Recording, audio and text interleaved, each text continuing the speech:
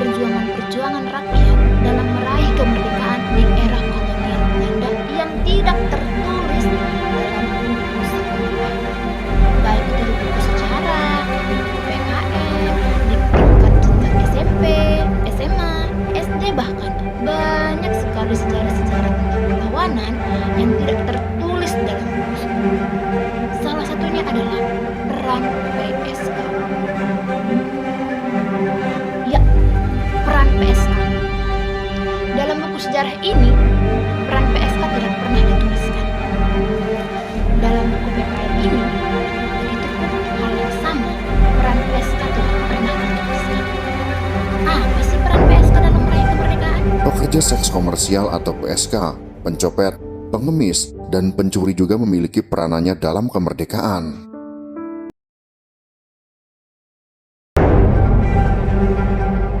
Karena dalam buku Soekarno An Autobiography as Told to C.B. Adams mengutip salah satu pernyataan Bung Karno dalam buku tersebut.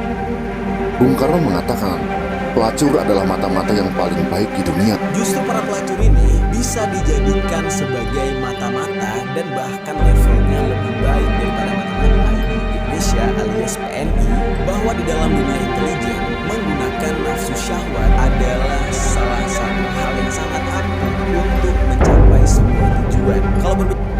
Sudahkah teman-teman simak video tadi? Apakah itu betul atau salah? Mari kita bahas satu persatu. Yap, video tadi itu betul, bahwa sejarah banyak yang disembunyikan dari kalian, terkhusus peran-peran perjuangan yang dilakukan oleh rakyat itu banyak sekali yang disembunyikan dari kalian. Seperti yang kita ketahui, kebanyakan sejarah peran-peran yang luar biasa dalam menggapai kemerdekaan itu adalah peran-peran para tokoh seperti tokoh-tokoh yang sering kita jumpai, seperti tokoh Muhammad Hatta, Soekarno, Muhammad Yamin. Itu banyak sekali kita jumpai. Tetapi peran-peran rakyat kecil seperti PSK, pencuri, perampok, serta kriminal-kriminal yang lain itu sangat-sangat ditutupi dari khalayak umum.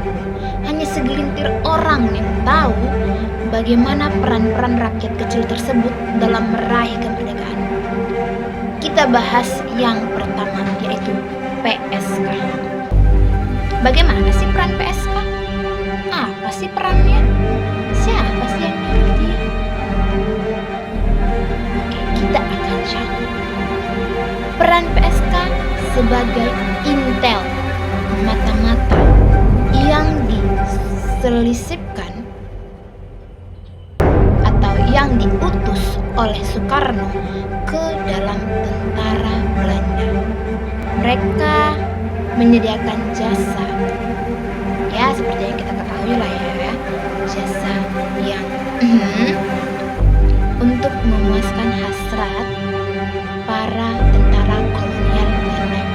Di samping itu, di samping mereka melaksanakan pekerjaan mereka yang sebagai PSK, mereka juga mewawancarai secara berhati-hati tentara kolonial tersebut.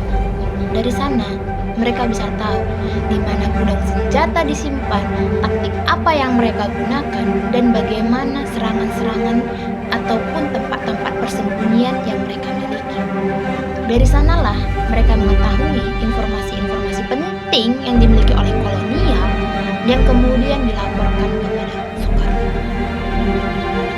Dari sanalah Soekarno bisa tahu strategi apa yang digunakan dan bagaimana Soekarno bisa mengetahui atau mengambil alat-alat senjata perang yang dimiliki oleh Belanda untuk kita gunakan. Menarik bukan? Boleh bergiat di daerah musuh, terutama terhadap prajurit-prajurit musuh. Itu satu rencana yang cukup brilian. Sebetulnya pihak Republik berusaha mengirim penyakit merekat ke daerah lawan. Bekerja di daerah pendudukan Belanda dalam masa revolusi agaknya bisa lebih mendatangkan untung, mengingat perekonomian daerah pendudukan lebih baik daripada daerah Republik. Selain itu, pelacur-pelacur pro Indonesia bisa menjadi mata-mata bagi Republik Indonesia. Bagaimanapun, tentara-tentara